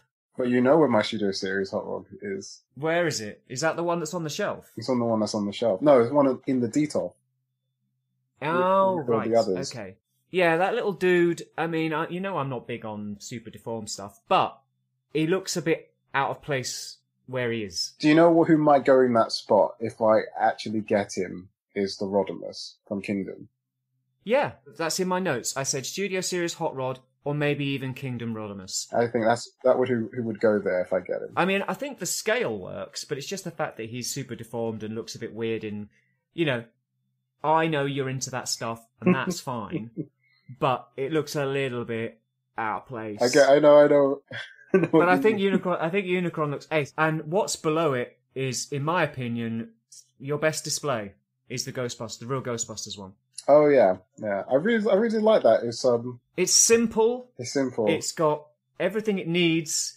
There's no fluff. There's no extras. There's no overcrowding. You've got the 4 Ghostbusters, all in a very similar stance, with Slimer up the front, because obviously Slimer was a big part of the TV series, and then with a kind of 3D rendering of the logo behind them. Yeah, it was a builder figure part for the old Matty Collection line, and I just I bought that on its own separately, and it glows in the dark, so it's pretty cool. It works. I mean, although this is your bedroom, so how much stuff in your bedroom glows in the dark? Does that distract you at all? No. Okay. But yeah, no, I think that looks really nice and clean and kind of perfect, because everything there, the space is well used and it looks right. And I like the fact that you've got that little that thing on the riser. It just looks really good. And they're really nice. I mean, I don't know what figures they are, but they're quite nice representations of the characters. They're Diamond Select. They're not the most articulated figures in the world, but they do look really good. That's what I mean. It's a bit like my Justice League International display. Like, they look really nice. You're not going to pull off massive poses with them, but they look bang on what you want to see. Yeah, I mean, that's probably what I draw to them, because I mean, they're Ghostbusters. They're not fly kicking anybody. No, exactly. We've talked about this in past podcasts. It's like certain characters don't need to have ab crunches and butterfly joints and all that kind of stuff, because they don't do that sort of stuff. No, they look perfect. They look really, really good. I really like those. Although my one problem with those figures is that they're really heavy. Are they? Not in the terms of like all their gear and stuff. That the gear is actually pretty light. It's the figure themselves. Like they're not hollow. They are thick. So you have to get the center of balance just right. And I've got them on little stands and stuff. But I noticed they've got little kind of circular, transparent stands. Little transparent. Again, great. They need it. Yeah, that's good, because if they were not transparent on the glass shelf, it would possibly make it look a bit lopsided or strange. No, they look that shelf's fantastic. Really like it. I also think that the Dragon Ball guys in your Kallax. Oh yeah. Are they the model kit ones? That's the model kit ones, yeah. They look great. And I mean, Kallax or Kalex or whatever you want to call it. I wouldn't normally be a fan of using that as a display space, but it works with some of your stuff. It works really, really well. I think the lights added a lot to that, because before I put lights on it was just hard to see things in there, and it's not. Those shelves are quite deep as well, so things can get lost in it. Well, then, in my personal opinion, they're not for action figures. They're for records. Yeah, it's not there for that purpose at all. It's they're for records, or maybe for I don't know, some kind of utilitarian kind of storage of something or other. But I mean, it works. It works for those Dragon Ball guys, definitely. I think when I was planning out my room, it had to double up as a desk space as well as stuff to take pictures on. Mm-hmm. But there was always the option of turning it the other way, so more detox could go in between that slot if I stood it upright. Yeah, but I should probably be more descriptive to the listeners. We are going to post well, with your permission, we're going to post these pictures up on social media so you can see them. But yeah, basically, there's three Dragon Ball guys in a Calyx, and they look great, and the lighting really helps. Mm-hmm. Yeah, they look really good, and you've got them on stands, and in kind of like dynamic poses, and you've got that little kind of blob, energy ball on the stand as well. Yeah, it looks good. It looks really good. And the Power Rangers shelf, I'm not a big fan of Power Rangers, but that shelf looks good. I like the way you've got them all posed. I like the fact that it's got a bit of a battle scene. Mm-hmm. All the Rangers are in the exact same pose, but I'm guessing you're deliberately mimicking something. Oh yeah, it's a classic Sentai thing. They would all jump up at the same way, same time.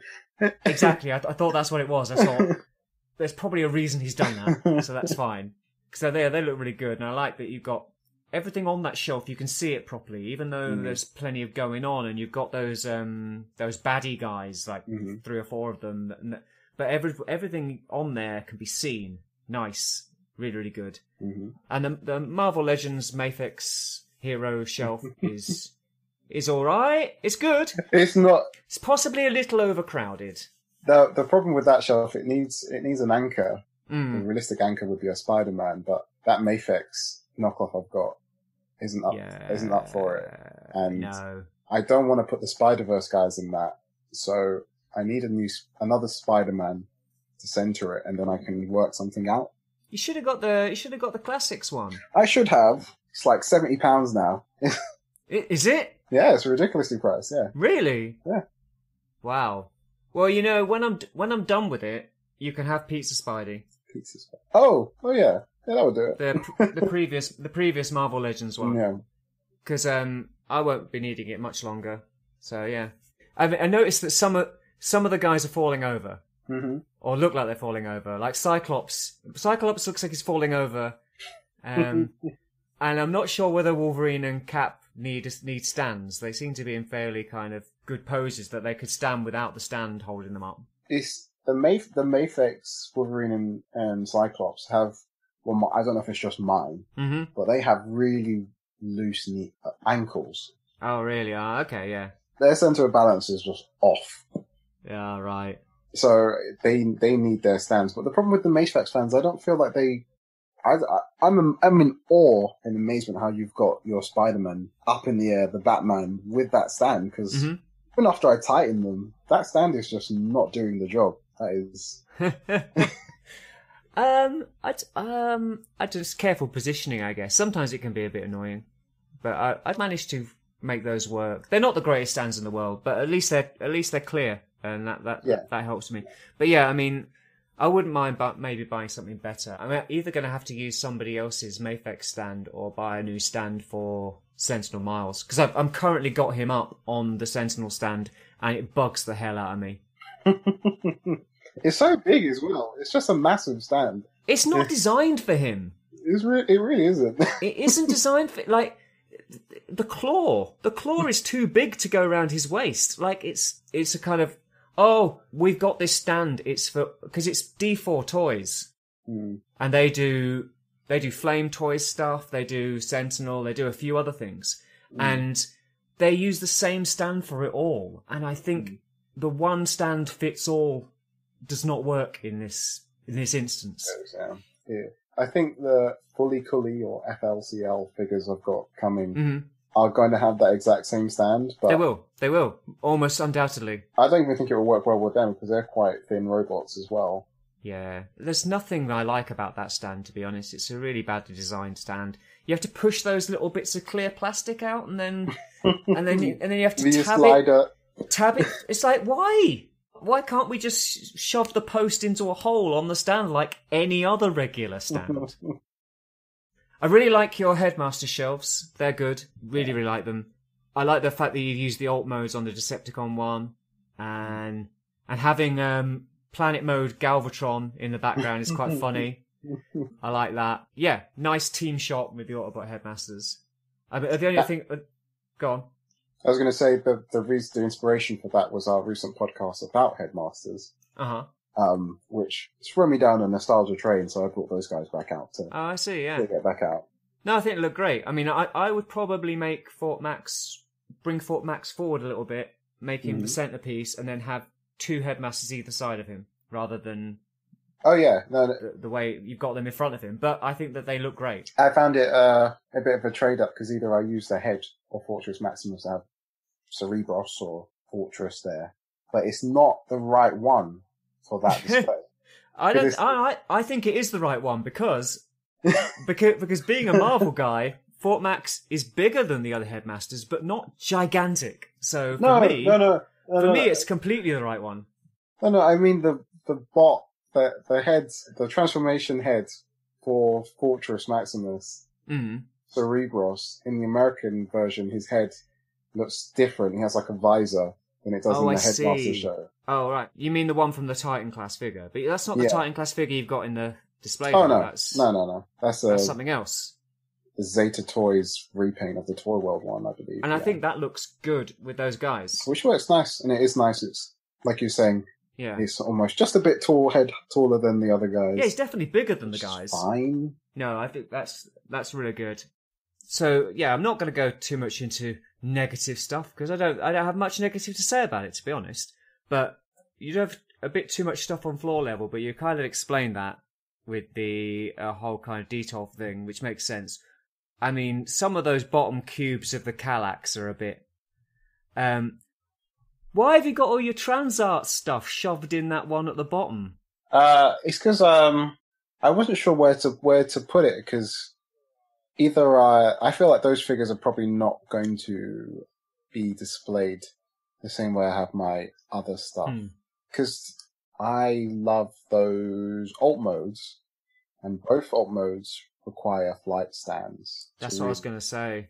Need the justice. So where to put them is the question I'm going to be racking my brain with for a bit, because like I was saying before, I really like this symmetry that I've got of the details having good guy and bad guy, but I've also put, well, not in the displays you've seen at the moment, but normally I would have the appropriate bad guy with the appropriate good guy on each shelf across.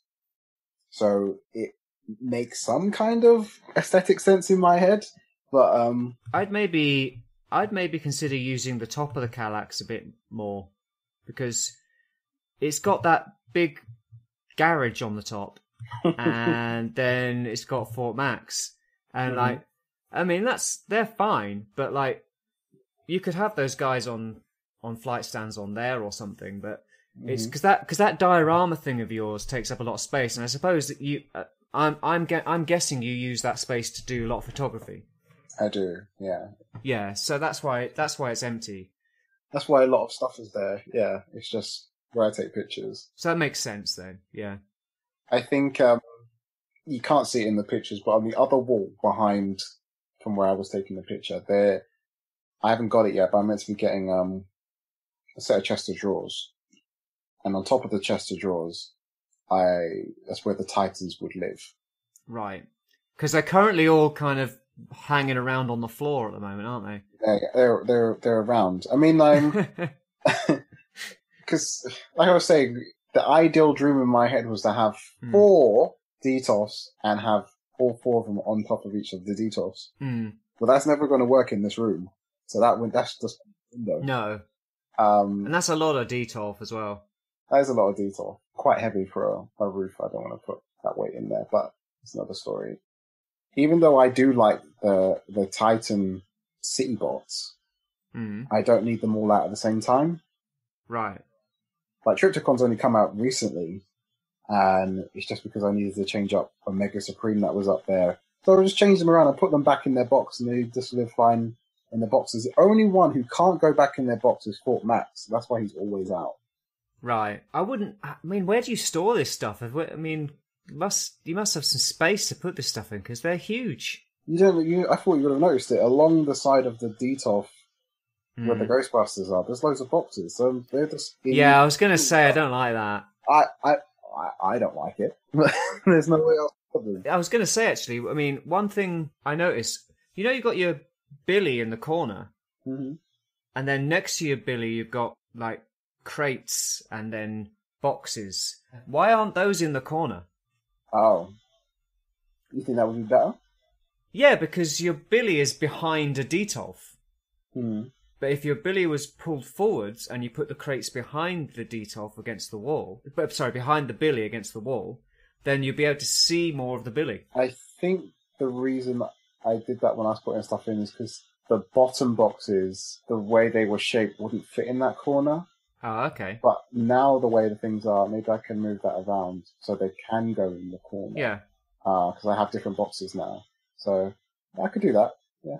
Yeah. I just thought, because with the way that the room's shaped, you've got your Kallax in the middle and you've got your two Detolfs, and then you've got that billy and it's against the wall, but it's pushed into the corner. And if you had it pulled forward a bit, then it wouldn't be kind of clipped by the edge of the Detolf. So you'd be able to see the corner of your billy better. That's all. I know, I agree. That's my constructive criticism for you there. The only other thing I saw was, what's that black thing behind Galvatron? Behind Galvatron. So in the Detolf, you've got Galvatron and Cyclonus and Scourge and some sweeps, and then there's just this big black thing behind him. That's the Gundam thing I was talking about. That's one half of it. The other half lives in the Detolf with the Ghostbusters at the bottom with the 3A Prime. Right, but he's not a Gundam. No. So I don't know why it's there. The reason why it was there, because when I was taking pictures, you can't see it now, but there's a plug behind that shelf. Oh, okay. And because it's glass, that's all you see. So it's to cover the plug. It's to cover the plug behind the Detolf. That makes more sense, because I was like, why has he got this kind of big block background behind the guys? You've not got it in any of the other shelves, so it was just a bit kind of... But no, okay, but fine. And also, why is there a digital clock on your Nendoroid shelf? Well, I think the better question is, why is the clock got on the wrong time? Well, I don't know what time you took the picture. The clocks will be going forward or back soon, so it'll be fine. That shelf is the one that changes the most because it's the one closest to my bed, okay. Therefore closest to me. So that's why the controls are there. So it's more utilitarian. Yeah, I did notice that all the controls for the lights were there, so I did think it was something like that. But I just thought, okay, this is obviously a shelf that's just kind of random crap shelf. It's the random shelf. In a way, but of the random crap on your shelf, the digital clock made the least sense. But is that just your digital clock? That's just the clock. There is no other clock in that room. Well then, okay, fair enough, fine. But no, otherwise, I think it looks great. You've got a lot of boxes kicking around, which I imagine you'd rather not have them kicking around, but I think there's not much you can do about it, is there, really? Not at the moment. I mean, a lot of my boxes used to live in the basement. And once I got my new room, my family were under the impression, well, you have all this space in your new room now. All the boxes have to go in there now. It's a fair assumption to make, to be honest. But what they're not considering is how collections grow and don't shrink generally. And the Tetris that has to ensue because of it. Yeah, and then there's your red display, which just looks ridiculous. But that's fine. They're all looking in different directions. They don't look like they're part of the same. And also Bumblebee's a giant. I'm like all of that bottom stuff. It means the least in terms of display because you can hardly see it anyway. It looks like to me the stuff on your bottom bits look like stuff that you regularly fiddle with or play with rather than display. Yeah. Like for instance, you got your Beast Wars Kingdom stuff, which is quite new, so I imagine you're still fiddling with that a lot. Yeah. And that they don't really look displayed; they just look there. Like I don't know why. Why is there a big turd on the shelf? It's that came with like SH Figure Arts Black Panther. It's just rocks that can separate. Right. Okay. Yeah. So I was like, well, animals. Yeah, I guess. Yeah. But when it's all together, it does look like just like it's a turd. Oh, I know. But no, man, I think your collection looks great. Really do. Aside from the occasion, me being nitpicky and stupid, I think that it looks great. It looks great. And some of the shelves look really fantastic. It's a difficult thing to do because I assume where you have your display, more people see it. Because it's my bedroom, not many people go up in there. So yeah, especially not many people want to take the trek of going to the loft. So it's something where I crave the feedback because I don't get a lot of it. So it's just me in there looking at this stuff thinking, what have I done and where am I going to put this stuff? Like it's... You hear that, guys? Virtual Dave wants some feedback. I do. We're going to post these photos. You send him plenty of feedback on the socials and so on. My optics! Okay, we could probably talk about toy displays for another hour or two, but let's not, right? No. Did we miss anything? Do you agree or disagree with anything we said? Do you have any helpful suggestions to improve our displays? Let us know on social media. You can contact us on Facebook, where there is an AARGH My Optics page. I'm on there as Orion Ghia, and on Twitter and Instagram I am at Ghia Orion and Orion_Ghia respectively. Virtual Dave is a total Instagram junkie, and you can find him at Virtual Dave 26 on Instagram. Indeed, if you check out our socials, you'll be able to see the collection photos we've been talking about and critiquing. So feel free to provide your own critique and maybe share some photos of yours. Yeah. Don't forget, if you enjoyed the podcast, you can let us know by liking, subscribing, sharing, reviewing, doing all those wonderful things that help our podcast grow. We really appreciate it if you do that. So, thanks for listening, and please join us next time on AARGH My Optics!